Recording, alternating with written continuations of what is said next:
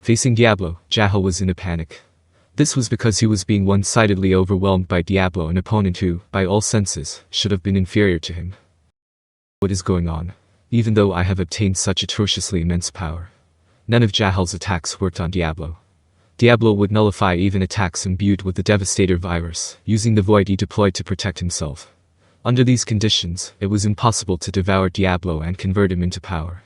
He tried switching targets to others, but to his vexation and rage, the others present did not seem easily killable either. The true value of the ultimate skill Evil Dragon King Ozzy Dahaka lies in absorbing the power of devoured targets. It does not matter if they are corpses. By utilizing the consumed materials with organic domination and mass replication, it is even possible to mass-produce powerful evil dragon beasts.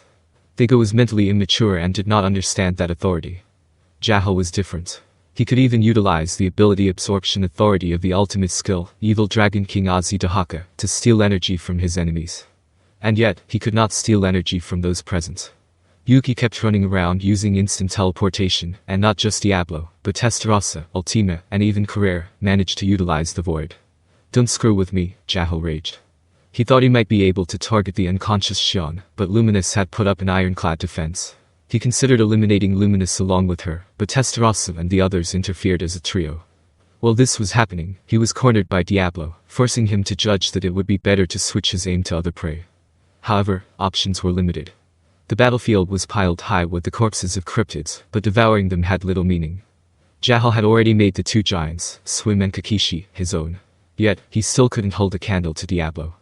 He could create evil dragon beasts if he obtained materials, but in the suspended world, that was meaningless. Unfortunately, he could not grant the evil dragon beasts the authority to move within stop time. It was undoubtedly a powerful authority, but it lacked the decisive power to overturn the current situation. While indignant, Jahal pondered if there was any way to escape this predicament. Then, he discovered a group of people talking carefree a short distance away. Naturally, it was Feldway and the others trying to persuade Cornu. The persuasion was half complete. If anything, the atmosphere suggested a relaxed conversation was about to begin. For Jahal, it was a situation he could not overlook. Everyone there was strong. If he ate them, there was a high possibility of obtaining new power, and he could expect it to be the move that broke this deadlock. Escaping from Diablo was a feat of extreme difficulty, but Jahal thought this was the moment to give it his all. Therefore, he created an evil dragon beast that resembled himself right in front of him to deceive Diablo's eyes, and turn his back. He wasn't running away. Jahal's target was Cornu. He believed that if he also absorbed the power of Habitaki, which resided within Cornu, he would become flawless. However, that wish would not be granted. Tisk, I knew it. What he heard behind him was Diablo's annoyed mutter. Jahal found it suspicious that Diablo didn't chase him, but the reason was revealed by the existence that appeared before his eyes. It was Zegion. Zegion's fists sent Jahal flying. With just that, Jahal lost a significant amount of energy and... What happened? To the Sorcerer Emperor, who on earth did? He fell into confusion. Jahal regained his stance immediately, but that was all he could do. Benimaru stood blocking Jahal's path. I'll take it from here.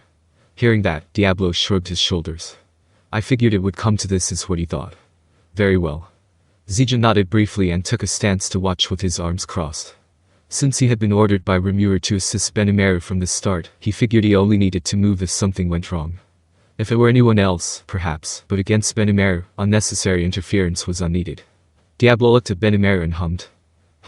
So, Sir Benimaru has also received Rimuru-sama's power, and finally reached the pinnacle of evolution. Is that so? Is that why my body feels so good? In truth, by almost dying, or rather, actually dying and coming back to life, Benimaru's power had increased significantly. Moreover, Rimuru's blood slime cells flowed through his body. This took in magicules to a terrifying degree, vastly strengthening Benimaru's body. As a result, he had reached the status of a highest-tier divine monster, Spirit of Flame Dragon Oni, but he was an existence that should really be called a sub-dragon species. His existence value easily exceeded 40 million, and he was even recognized as master by the Artha borrowed from Ramers. Therefore, the power of Artha was added to the current Benimaru, harboring an existence value close to 100 million. Diablo had accurately seen through this. Good grief. Rimuru-sama intends to let Sir Benimaru gain experience on this occasion. In that case, my turn likely won't come around. Realizing this, he felt regret that he couldn't finish off Jahal with his own hands, but he accepted that this, too, was likely Rimuru's wish. However, there was someone here who was not convinced. It was Cornu. Having had actual killing intent directed at him, there was no way he wouldn't notice Jahal's approach. What is it, you insect? Directing killing intent at me, did getting a little bit of power make you get carried away? Cornu spat grandiose words at Jahal. In terms of actual strength, the current Jahal was far superior. However, having unified with Habataki, Cornu was feeling bold. That was Cornu's flaw. Despite being persuaded by Feldway and the others to calm down, the fact that he hadn't learned anything was also a negative point. However, completely assimilated with Habataki, there was a change in Cornu's appearance. Growing from his back were Habataki's wings. Hidden amongst the fallen angel wings, a single pair shone with a golden crimson glow, making him look quite cool. And what supported Cornu's confidence was the newly acquired authority of instant teleportation. With this, he could escape from any situation. It required the premise that the opponent couldn't use instant teleportation, but if the opponent chased him, he could just think of the next countermeasure. Then that was Cornu's simple thinking. Thinking too much isn't good either. In a sense, he wasn't wrong. And in this case, Jahal could not use instant teleportation. To begin with, there were fewer than 10 people who could handle instant teleportation in the true sense, so Cornu's thinking was logical. Although, for those caught up in it, it was a huge nuisance. Tell him, Feldway. Zelario, a bear, you too. Tell this utter idiot who tried to kill me clearly that I am important, that I am a precious comrade. I get it, I get it. Shut up already. Feldway swallowed the words that came up to his throat. Without noticing Feldway's feelings, Cornu changed the target of his anger and tried to complain further. Anyway, what's with those other guys? What is Rim? At that moment, Feldway ate Cornu's consciousness. It can be said that it was a truly correct judgment of the situation. Zelario and Bear had no objections either. If the decision had been delayed even slightly, they would have attracted Diablo's attention. If that happened, getting dragged into it was inevitable, and there was a possibility they would have met with an incredibly troublesome and dangerous fate. It was only natural that the two supported Feldway.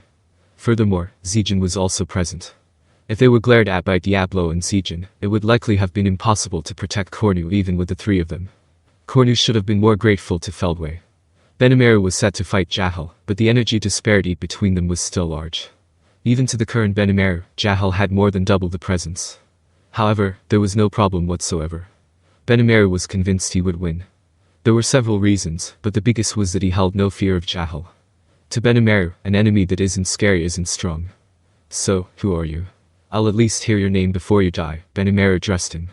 From the perspective of the current Benimaru, he was meeting the current Jahal for the first time. His aura was mixed, and while he felt he recognized it, he couldn't quite recall. That was unavoidable, as the current Jahal was like a different person compared to a few days ago. Kakishi and Sum, and in addition to them, Vega was mixed in. And since that Vega had devoured Solanus, he had turned into a monstrosity. These had combined to reach the level of an ultimate life form, but that was none of Benimaru's concern. Jahal was indignant at Benimaru's attitude. Don't underestimate me, you brat.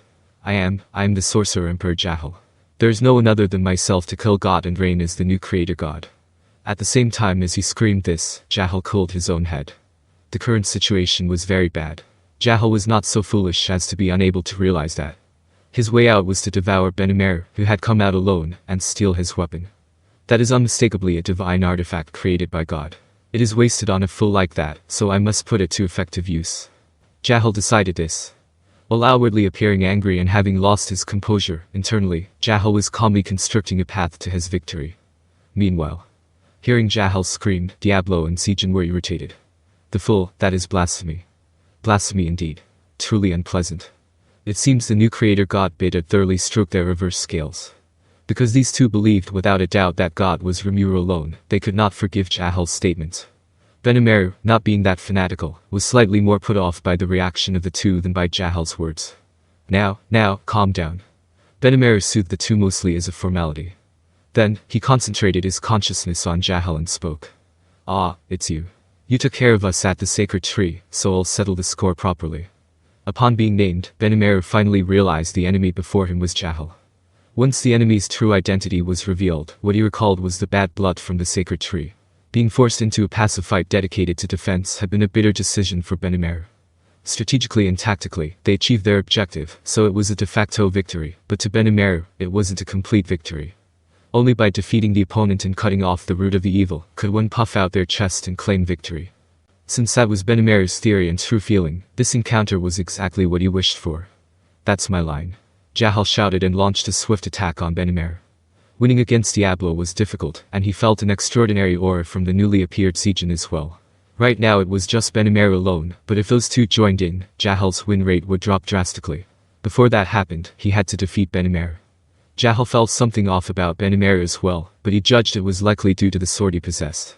Abandoning hesitation, he jumped with full force at the opening he found. Jahal set both fists ablaze. Since the fire did not spread to the atmosphere, describing it as burning wasn't accurate. However, Jahal's fists carried ultra-high heat and shone bright red. It was something that evoked blazing flames. Then, he unleashed a rush upon Benimaru. As he fired punches continuously, they became tentacles, splitting and raining down on Benimaru. But Benimaru did not flinch. He smoothly slid his left foot forward, gliding across the ground. The tentacles touched Benimaru, or should have, but they passed through. The rain of fists that poured down one after another all failed to touch Benimaru, piercing only the empty air. You what did you do? Ultimate skill Art of Heat Haze Amaterasu. Secret art. Heat Haze. It's an offensive and defensive secret art. I'll teach its true value to your body. As a final parting gift. Benimaru's body wavered like rising heat haze. He had substance, yet he could not be touched. He could not be touched, yet Benimaru was undeniably there. The countless tentacles unleashed by Jahal transformed into sources of super high heat, capable of instantly evaporating anyone they touched, and assaulted Benimaru. However, it was all in vain. After all, extreme heat attacks simply do not work on Benimaru. Wah. Hazy black flame. 100 blooming flowers. Benimaru slashed through Jahal. With countless strikes delivered in a single instant, he minced Jahal into fine dust. Black flames clung to every fragment of Jahal's cells. It was a fire born from nihility, capable of burning all creation to ash. Jahal's superheated tentacles, clad in the dark devastator virus, were an extremely dangerous attack, but Benimaru's hazy black flame was superior. It could not be touched, could not be extinguished, and would not vanish until it had consumed everything. As for Jahal, now enveloped in those flames, he was incinerated amidst unimaginable agony. The fact that his consciousness resided in every single scrap of his cells proved to be his undoing. He was forced to experience the struggle between his regenerating cells and the consuming hazy black flame, until the very last moment. That ended surprisingly easily. Benimaru laughed, noting that the matchup had been in his favor. Splendid work, Sir Benimaru. Good grief, it seems my turn never came after all. While Zegion praised him from the bottom of his heart, Diablo seemed disappointed. Benimaru gave a wry smile. You've been running wild as much as you please, haven't you, Diablo? I've been stuck doing nothing but commanding lately. Let me fight with full strength once in a while. I understand. You seem to have adapted to that body without issue, so I believe it was a meaningful battle for me to concede to you. Diablo, who answered as such, also believed that leaving it to Benimaru was the correct choice. It was precisely because of their healthy rivalry that he found Benimaru's growth both pleasing and frustrating.